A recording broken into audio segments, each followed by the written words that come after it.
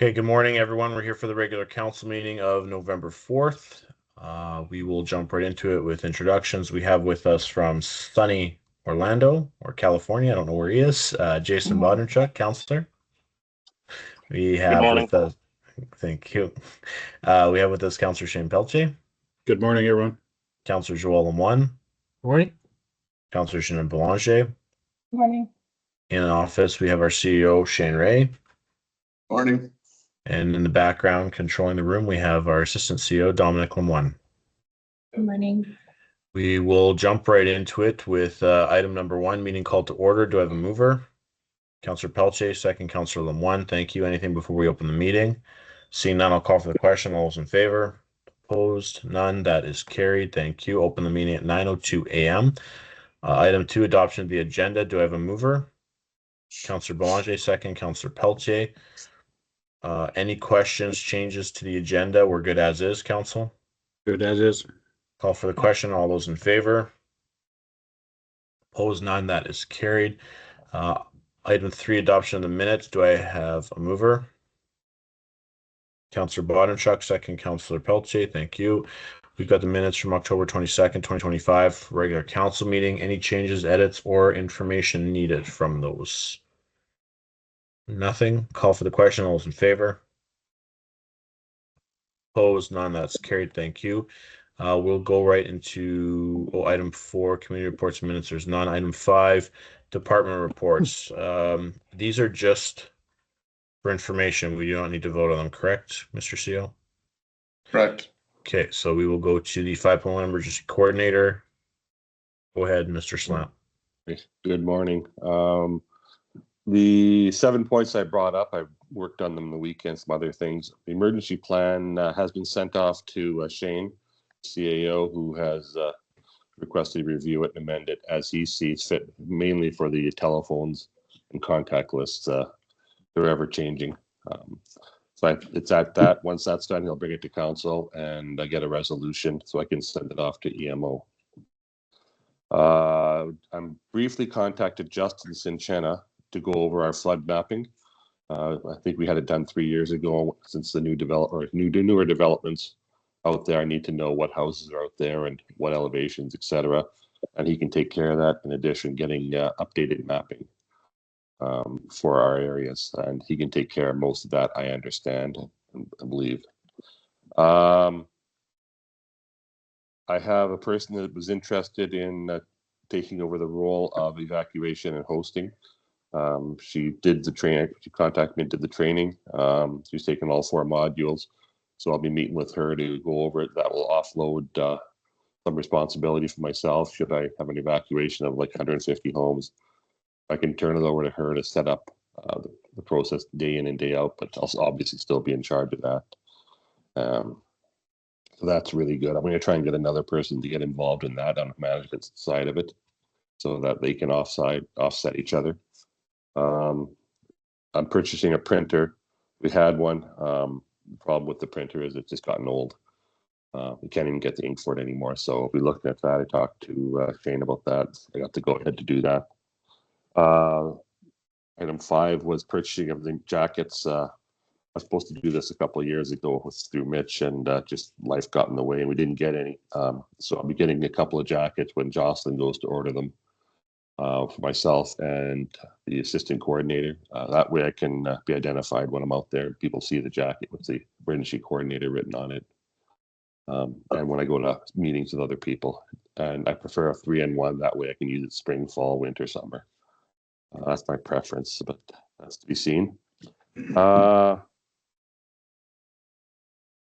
met with Shane, had a meeting with him real quick about the CSO program, and I'll be picking up the non-particular items for the officer, like handcuffs, handcuff pouch, flashlights, and that, to go ahead with the program.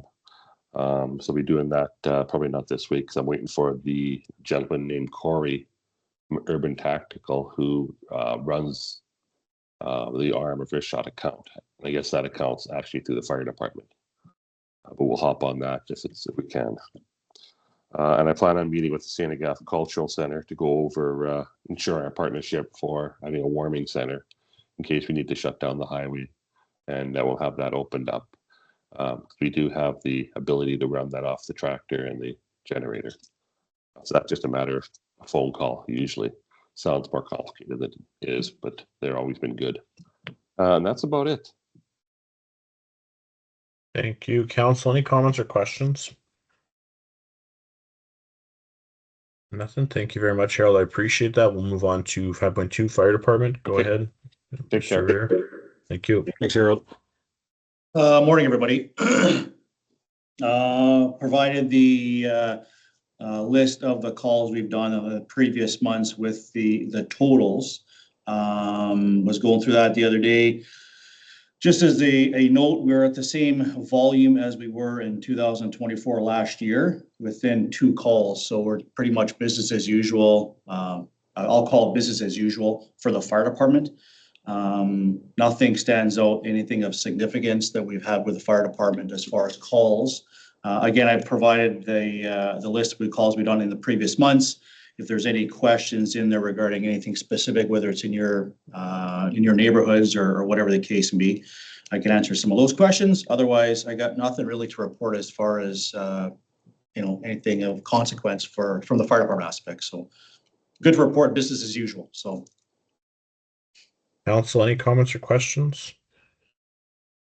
Scott, what's iPhone crash notifications? There's a couple of those. Yeah, I think we've had 3 or 4 this year, and it's a problem throughout the province when we meet with all the other mutual aid departments. Long story short, somehow everybody has iPhones or whatever. Either they fall out of their car, they're left on the roof, and they drive down the street, they fall out, they crash, I guess. So it's an Apple thing where 911 gets notified of iPhone crash notifications, what it's called. So it's a problem throughout all the mutual aids, our other departments in our mutual aid. Everybody seems to have 4 or 5 of these, 6 of these a year going on now, which we never used to have. So no one really knows how to address it or whatever. It's a matter of we get notified from 911 saying it is a phone crash notification, and they've been in contact with the individual. Either they can hear something in the background or it's unknown. So we treat it just like a regular like a motor vehicle accident, because that's what it's coming across as. So hopefully that answers kind of your question for the iPhone crash notification. So long spiel on something kind of stupid, really. So the information we're getting is it's falling off people's hoods or roofs of their car, going down the highway, and then end up in the ditch. And that's kind of what's happening. So in a few cases anyway. Okay, thanks. And just one more thing. I know it might have come from you or one of your local team members here, but for 30575, suggestion was made. Maybe it's something we can look at it at council or with CAO and the team. Maybe for the time being, the stop signs that are at that corner going east-west to cross the highway. It was just a suggestion, maybe get those larger stop signs with maybe a little red beacon just to make sure, like, again, there's the curve there. And talking to one of your firemen co-workers or colleagues, that we've all done it. If you're doing just the slight road, it's as if that little divider in your windshield, you can have a semi that's just the block of view. Like you got to do that 2-3 second stop. So maybe that's something that could encourage people just to, big red light flashing type thing. I better make my stop, complete stop, and then go ahead. So that's something else. And again, I'm still working on, if I can lessen about 200 plus cars a day going through that intersection and leaving on the north side of St. Agath up Pembina Trail. That's something that I approached the province with. Because it looks like it's a straightaway. Again, they're sitting possibly at Portage and Main, so don't necessarily come down, drive these roads on a regular basis, but being a straightaway, again, my intentions are still to, pave that North Pembina Trail and have people kind of get on the highway out there, because being that straightaway, you can actually see the traffic come and go, and knock on wood, there's, nobody has, died or crashed in that intersection there, so that could alleviate a little bit of the traffic coming from that 305/75 intersection. The only thing I would request, that being a municipal service road off the highway, maybe coming southbound when people are turning in to access their home on the north side, would just to be that little turning lane, just like they did in St. Adolphe, just like they did on 59 and 210. That would be at least get people off that highway. So anyways, I'm just throwing that out your way, just to see if, anything to help that major intersection there in town here will definitely help some way. Yeah, well, from the fire department aspect, I mean, that's maybe obviously a provincial thing with the stop signs. I've said for years, I think all stop signs when it comes to a major highway like 75 and 59 that run through our municipality should have flashing red lights at the stop sign just to make people more aware. 305, 75 is one big intersection. Just St. Adolphe here, Main Street and 210 is another one where you have lots of traffic. I mean, again, that's a provincial thing, and I think that's where you guys have to push, obviously, from your aspect. But I mean, all I can say is we have crashes at those intersections. Would a flashing red light help? Yes or no? I don't know. But I mean, I think for, minimal cost, having flashing red lights at stop signs at the bigger intersections, to me, it's money well invested for, I mean, a small amount of money invested that could, maybe save a crash or two and hopefully some fatalities. That's what you're trying to avoid, right? So, I mean, you see those crashes all the time. So, I mean, I endorse that wholeheartedly. I think there should be red lights everywhere as far as at the stop signs go. So, Okay, thanks. Anything else from council? Nope. Okay, thank you very much. I appreciate your time, Scott. yeah, for sure. Moving on to 6.1, accounts paid to be approved. Do I have a mover? Councillor Pelletier, second. Councillor Lemoine.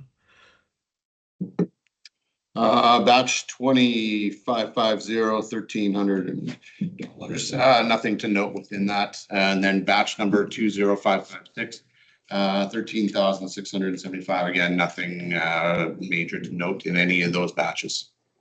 Thank you. Council, any comments or questions? Just a quick one on the visa. If we can get the breakdown on that, put in the sheet, that'd be great. Yep. Thank you. Cool. Anything else? No? None here. Okay, call for the question. All those in favor? Opposed? None. That's carried. Thank you. 6.2, accounts not paid to be approved. Do I have a mover? Councillor Belanger, second. Councillor Bonnerchuk.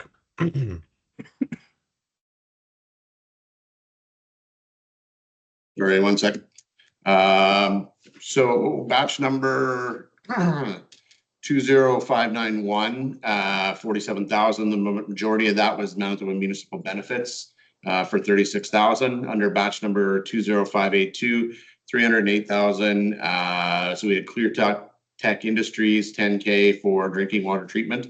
Enns Brothers, 23,000, tractor maintenance and repairs. Minister of Finance, 153,000 for the property assessment levy. Receiver General for 36,000, and the City of Winnipeg, 15,000 for larviciding. Batch number 20590 was a tax refund, and batch number 20589 was utility refund. Perfect. Thank you. Council, any comments or questions? Down here on the Just one. No. Go ahead, Councillor Belanger.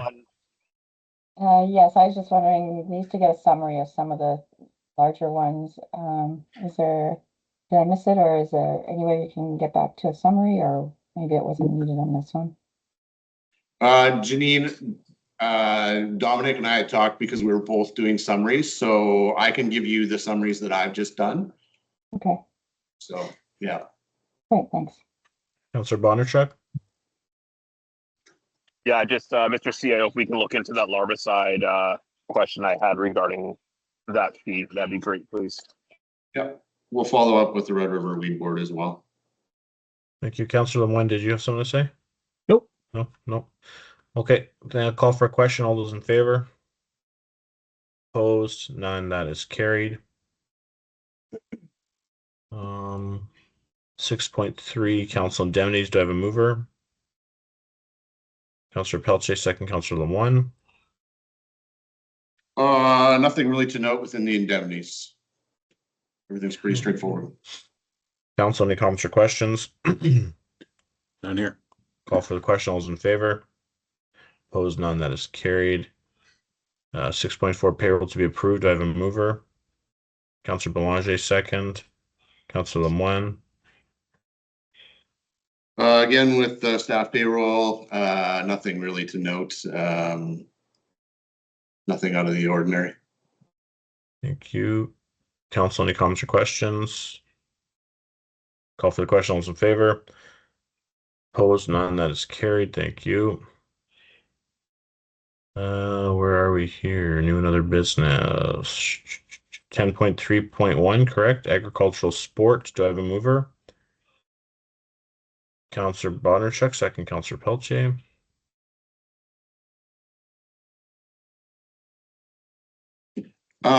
So this is a request from the city of Dauphin to advocate on behalf of basically the canola industry. They're asking for the Association of Manitoba Municipalities and the Federation of Canadian Municipalities to lobby the federal and provincial governments for compensation for affected agricultural and related food products equal to and in line with those payments made to the automotive industry on a per capita basis based on the impact of Canadian tariffs posted on Chinese EV vehicles, which has then been reciprocated from China on agricultural products in Canada. So, thank you. Council, any comments or questions? None. Call for the question. All those in favor? Opposed? None. That is carried. Thank you. 10.3.2 Stars donation. Do I have a mover? Councillor Lemoine, second. Councillor Pelletier. Stars has put in a request to consider a donation. In the past, we have done $1,000. Admins are recommending that we go forward with another donation in the amount of $1,000. Perfect. Council, open up for discussion. Thoughts? No, great program, and having attended a few of their things, I think they rely on donations mostly. And again, we had another case Tuesday, and I think there's great benefits to having the STARS program, so I'm all for it. What's the flight? What's the cost of a flight every time they have to come out? Do we know? I don't. I think it would obviously would vary on the number of hours. How long are they on the ground? Distance. Obviously can't be. It'd be not cheap, right? I think a helicopter rental's got to be expensive, so you got to apply that kind of hours. Then you apply the wages for the doctors, nurses, things like that. But we can definitely reach out and find out. Be I think curious. it's 10 grand, I think, is what they had said, but I could be wrong. Yeah. Okay, well, just a question about, so in the past, we've donated 10,000, but like the near past, I guess we haven't done that much. They're asking, as an example, $1 to $2 per capita. So I'm just wondering where our $1,000 came from. Our donations reduced drastically. Is that just a decision we made in the past and going with it? Yeah, so my understanding is around 2018, 2019, we were up and around that $10,000 mark, but I believe last year we donated $1,000. I don't know why the change. So we went forward with that same recommendation to carry forward this year. I think we can definitely something we can address in our budget planning and have a larger discussion about a larger donation if that's something that council feels is appropriate. probably because I wasn't chairing the meeting when you guys said $1,000. No, I think council would be under the impression that we've been doing $10,000 for the last 5 years. So Yeah, that's what I thought too. Do you want to adjust the amount then for this year? yes, please. Yeah, make it budget. if it's possible to put it $10,000 and then going forward, just we'll review it in the budget that it's always to be 10,000, especially if a flight is 10,000. We've used it 2 times this year, 3 times, right? Okay. Okay. I'll call for the question. All those in favor? Opposed? None. That's carried. 10.3.3 grant agreement. Do I have a mover?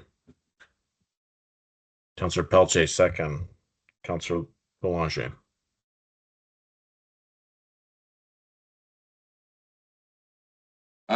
So this is the grant agreement with John Q. Public regarding the rail park, providing in a grant. It's been negotiated, an agreement outlining the terms and conditions have been provided to council that the RM will provide an annual grant based on incremental municipal taxes generated from the rail park development once it goes forward, subject to very specific conditions and limitations. And then it'd be resolved that the council authorizes to sign the agreement between the RM and John Q. Public as presented and take the necessary steps to implement it. I'll open up to council discussion. I have a question about, is it the grant essentially means the tax share? Is that what that is all about? Correct, yes. Right, so in your cautions from staff, I guess I'm not sure why there would be any risk when it's just revenue coming in. But I guess we are providing all the public works, or would that be part of, would be the rail park doing all of their maintenance and road stuff? I guess I just don't know what the risks would be. Sorry, Jean, it was a little hard to make out. So I think I know what you were saying there. In terms of the cautions, from a financial risk standpoint, there isn't really a lot of financial risk. The only risk may be that if any works that are done out there exceed the amount of grants, then you essentially could be carrying that amount over each year. So that would apply a risk. Does that make sense? Yeah, that's kind of what I was saying, so you couldn't understand me. But will any maintenance and works be our responsibility, or is that part of the rail park's responsibility? So not within the rail park itself, we'll have nothing to do with that. But obviously there may be maintenance around some of the roads and things like that surrounding it. I guess that's a to be determined yet. Okay, thanks. If I may for a moment, point of order, as his worship is going to recuse himself from this discussion, I will take over as chair for this part. And we'll have the mayor keep any comments in this discussion to himself at this time. I would like to move to table this at this point until the next meeting. Janine, I've got the concerns. Well, I understand what you're saying. My concern is we sink a lot of money in the infrastructure and then nothing happens. So I'd actually like to see it rewritten so that John Q is actually financially held to put in the infrastructure to the park so that it's not coming from us. This way here, there is no worry of an overlap of we do all the work and then nothing happens. They'll be on the hook for it. As soon as the agreement is finalized with the group that was interested, I think we'll have good opportunity there. But until that point, I don't see any reason that the arm of Reach Shot needs to be financially at risk for this going forward. I think something to keep in mind, and I totally agree with that, would be we would be signing a development agreement, and so that could limit our risk there too, putting those responsibilities onto whichever group may operate the rail park. So yeah, we can go back to legal and see if we can adjust some of that wording. Yeah, that'd be appreciated. That's my opinion. There's 3 other people in the room too, so. Yeah, I just find it kind of weird that it's specific to the RM of Reach Out unless all the other 11 partnering municipalities also get this, but I thought it was something that was, if there were, once the infrastructure is in place, whomever does it, you know, then the costs are shared or something like that within, but where it could come from John Q, I'm not sure, but tabling it might be good. Yeah, and that's the intent of it, Councillor Lemoine. So I'll say tax share, but it's a grant in lieu, is based on anything over and above assessment value once we do this change. So any neighboring properties, anything that the park would get assessed higher, that would be what the share portion is. So John Q and the group is actually responsible for all the infrastructure up to that point. I just want to make sure that they're financially, and that it's not we pay for it first and then, and then take it out of what we owe them in the grants in lieu. Okay. In case, just to keep the next people that sit on our chairs safe from any financial implications. Gotcha. Anyone else? No, I was just gonna say, like, I understand what Joel said, and I kind of had the same question. I don't think this is a time-sensitive matter, so I do like Councillor Pelche's idea of tabling this so we can have further discussions about it. Okay. Thank you. Based on discussion, we will table this at this point. I don't think we actually need to vote on that. I will hand the chair back over to his worship if he's still with us. Here I am. Going on to item nothing. Item 13, adjournment. Do I have a mover? Councillor Pelche, second Councillor Lemoine. Final thoughts? Seeing none, I'll call for the question. All those in favor? Opposed? None. That is carried. I'll close the meeting at 9:28 a.m. Thank you, everyone, and have a great rest of your day.